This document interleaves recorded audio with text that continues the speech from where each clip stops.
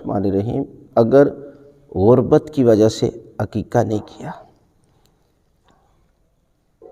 عقیقہ سنت موقدہ ہے، وہ سنت کی جس کی بہت زیادہ تاکید کی ہے، لیکن یہ واجب کی جگہ نہیں ہے۔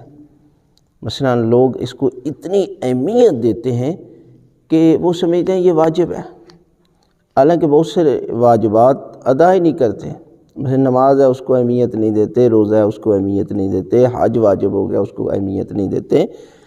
تو یہ مستحب ہے، اگر آپ نے کر دیا، استطاعت ہے تو کریں، اس لیے کہ عقیقہ انسان کو بیماریوں پریشانیوں سے محفوظ رکھتا ہے، اور بڑھاپے میں بھی جا کر جو ہے وہ اگر کرنا چاہے تو کر سکتے ہیں، لیکن کرنے کے لیے تیار بیٹھے ہوئے ہیں، لیکن واجبات پورا نہیں کرتے، خمس پورا نہیں کرتے، خمس ادا نہیں کرتے۔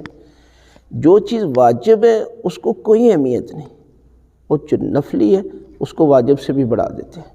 اس کا مطلب یہ بھی نہیں ہے کہ آپ نفل کو چھوڑ دیں، مطلب یہ ہے کہ جو واجب ہے اس کو واجب کی اہمیت ہے، جو مستحب ہے اس کو مستحب کی اہمیت ہے۔ جس طرح حضرت علی ابن ابی طالب علیہ السلام فرماتے ہیں کہ اس واجب، اس مستحب کا کوئی فائدہ نہیں جو واجب سے آپ کو روکتے۔ مثلا ایک بندہ ساری رات عبادت کرتا ہے، صبح نماز فجر 2 رکعت نہیں پڑھتا، تو اس کی نفلی عبادت کا کوئی فائدہ نہیں۔ لہذا ایک بہترین آپشن ہے آپ کے پاس، اگر عقیقہ نہیں کیا، جب عید الاضحیٰ آتی ہے، قربانی کی عید آتی ہے، تو آپ عقیقہ بھی کر سکتے ہیں اور قربانی بھی کر سکتے ہیں۔ جس کا آپ نے عقیقہ کرنا ہے اسی کی قربانی بھی کر لے، اسی کا عقیقہ بھی ہو جائے گا۔